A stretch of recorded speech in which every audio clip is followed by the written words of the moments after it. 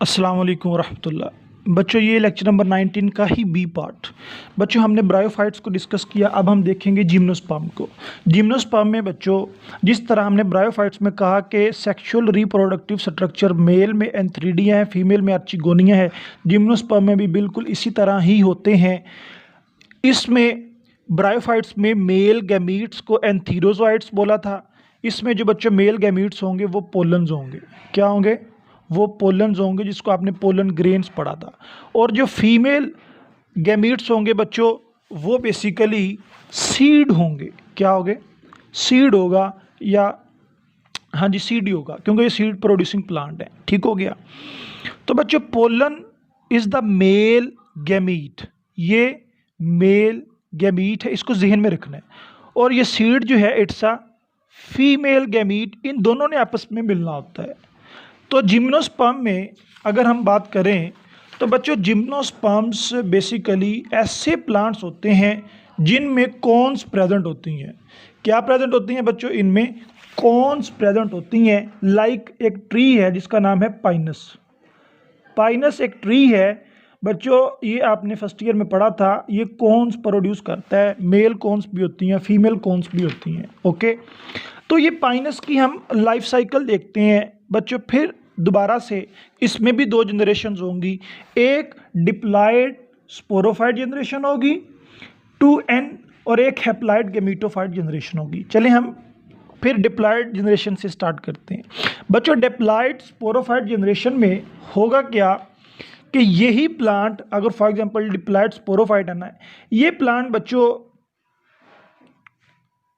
Spore produce करेगा जिस तरह ब्रायोफाइट्स में किया था, लेकिन वो स्पोर्स ओपन नहीं होंगे, वो बच्चों कॉन्स में होंगे। इसमें कॉन्स में होंगे, यानी ये प्लांट बच्चों मेल कॉन बनाएगा, मेल कॉन्स बनाएगा, और ये फीमेल कॉन्स भी बनाएगा। क्या बनाएगा? फीमेल कॉन्स भी बनाएगा। मेल कॉन्स में क्या पड़े होंगे? शाबाश, मेल कॉन्स में बच्चों पड़े होंगे पोलन्स, वेरी गुड। और फीमेल कॉन्स में क्या पड़े होंगे? सीड। वही समझ रहे हो ना कि बच्चों ये इसके रिप्रोडक्टिव स्ट्रक्चर्स हैं, मेल और फीमेल, और रिप्रोडक्टिव स्ट्रक्चर्स के अंदर पोलन्स और सीड्स हैं। अच्छा, अब होगा क्या बच्चों? ये मेल कॉन्स और ये फीमेल सीड, ठीक है, ये फीमेल कॉन्स, ये बच्चों स्पोर्स प्रोड्यूस करवाएंगे। क्या करवाएंगे? They will be produce spores. इनसे बच्चों स्पोर्ट्स बनेंगे। जो मेल कॉन्स स्पोर्ट्स को प्रोड्यूस करवाएंगी उनका नाम होगा माइक्रोस्पोर्ट्स। क्या होगा जी? माइक्रोस्पोर्ट्स। और जो फीमेल करवाएगी इनका नाम होगा mega spores. Okay, male cones ने प्रोड्यूस करवाए माइक्रोस्पोर्ट्स, फीमेल ने करवाए मेगा स्पोर्ट्स, और ये दोनों डिप्लॉयड है। जिस तरह ब्रायोफाइट्स में diploid sporophyte generation produce diploid spores, ये भी बच्चों डिप्लॉयड हैं। अब होगा क्या? इन दोनों में मियोसिस होगी। ये मेल है और ये फीमेल है। These are both undergoing to the meiosis. Meiosis को बच्चों और क्या नाम बोल देते हैं? Meiosis is the reduction division. मतलब ये डिप्लॉयड को हैप्लॉयड में बदल देने वाली जनरेशन है। तो ये मेगास्पोर्ट्स बी हैप्लॉयड हो जाएंगे। तो अब हम इसको कहेंगे दिस इज द माइक्रो। बच्चों ये मेगास्पोर्ट्स ही होंगे, फीमेल के हैं, लेकिन अब ये हैप्लॉयड हो चुके हैं। क्या हो चुके हैं? हैप्लॉयड। यहाँ पर जो मेल था उसके माइक्रोस्पोर्ट्स को हम माइक्रोस्पोर्स ही कहेंगे, लेकिन फ़र्क सिर्फ इतना होगा कि ये भी हैप्लॉयड हो चुके हैं। ठीक हो गया। अब इनमें एक प्रोसेस नया होता है जो ब्रायोफाइट्स में नहीं था। वो प्रोसेस क्या है बच्चों? के मेगास्पोर्ट्स और माइक्रोस्पोर्ट्स ये पहले आपस में with the help of pollination ये आपस में मिलते हैं। यानी मेल गैमीट्स और फीमेल गैमीट्स आपस में अभी फर्टिलाइज नहीं होंगे। ये बच्चे ये अभी फर्टिलाइज नहीं होंगे, ये सिर्फ और सिर्फ आपस में मिलेंगे। अगर आपने फ्लावर का स्ट्रक्चर पढ़ा था तो आप लोगों ने पढ़ा था कि जो मेल के गैमीट्स होते हैं यानी पोलन्स होते हैं वो ट्रांसफ़र होते हैं फीमेल के स्टिग्मा के ऊपर। ये फ्लावर के स्ट्रक्चर में पढ़ा था आपने। तो बिल्कुल मैं यही कह रहा हूँ कि मेल्स के जो पोलन्स हैं उनका फीमेल के स्टिग्मा के ऊपर आना बच्चों वो पोलिनेशन होता है। ठीक हो गया, यानी कि अभी दोनों का कांटेक्ट नहीं हुआ, मेल फीमेल स्पोर्स का कांटेक्ट नहीं हुआ, तो अभी इसलिए हम गैमीटोफाइट नहीं पढ़ेंगे। तो बच्चों इसमें पहले तो अमल होता है पोलिनेशन का। Pollination is the movement of pollen grains to the stigma of the female flower.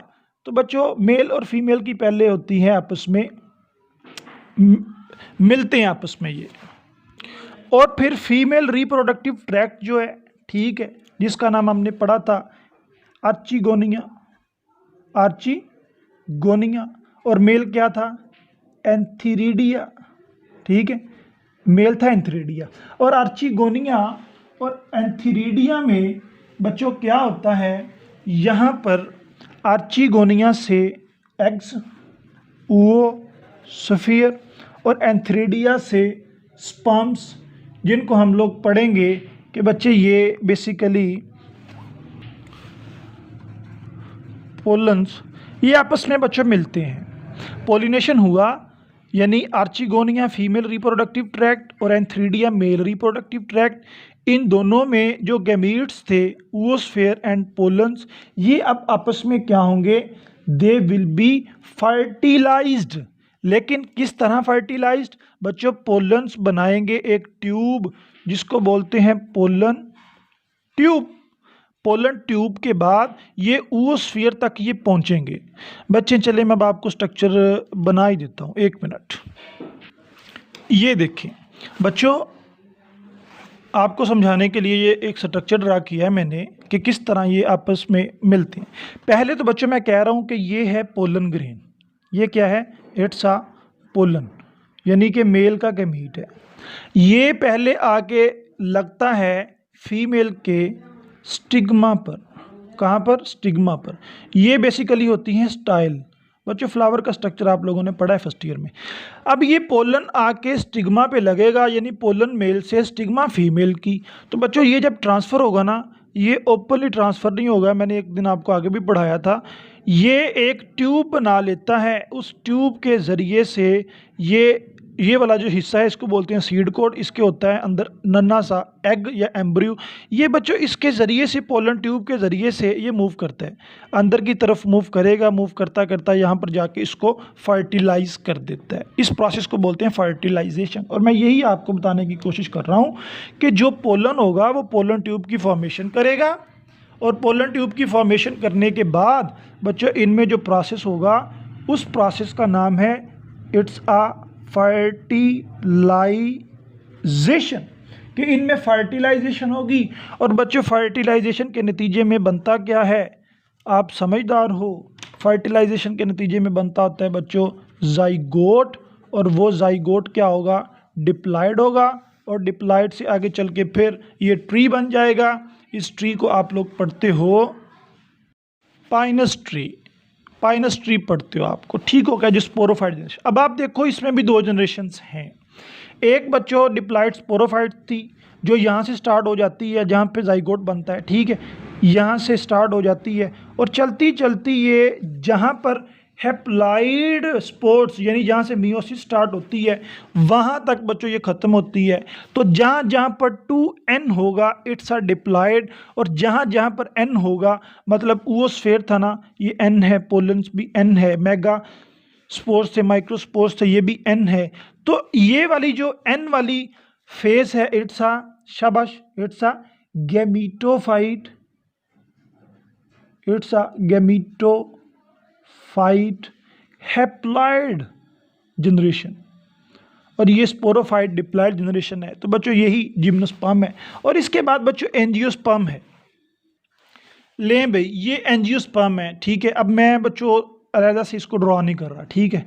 Concept वही है जो हमने जिम्नोस्पर्म में पढ़ा है, बिल्कुल वैसा ही है, ज़र्रा बराबर भी बच्चों इसमें थोड़ी सी भी एक स्टेप की सिर्फ होगी, वो मैं आपको बताऊंगा, बिल्कुल उसी की तरह सिमिलर है। तो हम स्टार्ट करेंगे किधर से, इधर से, शाबाश। फ्लावरिंग प्लांट्स इसमें आते हैं जिम्नोस्पर्म में, एंजियोस्पर्म में।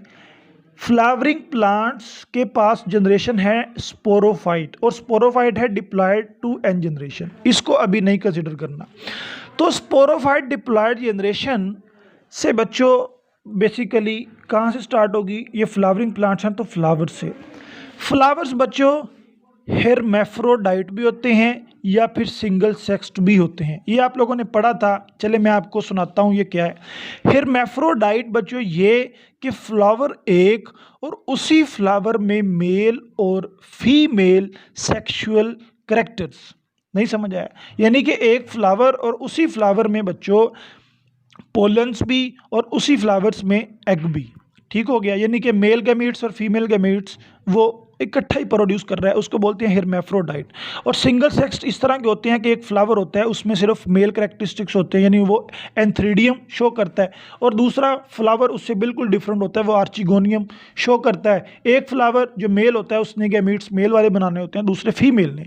तो खैर हो कोई भी हेरमेफ्रोडाइट हो, यानी कि ऐसा फ्लावर जिसमें मेल फीमेल कैरेक्टर इकट्ठे हैं, या ऐसा फ्लावर हो जो सिंगल सेक्स्ड है, लहदा हो वो फ्लावरिंग, तो वो बिलोंग करते हैं एंजियोस्पर्म से। और एंजियोस्पर्म के लाइफ साइकिल में बच्चों होता क्या है, एक मेल होगी और एक फीमेल कैरेक्टर होगा। मेल कैरेक्टर को हम बोलेंगे माइक्रोस्पोरोफिलस।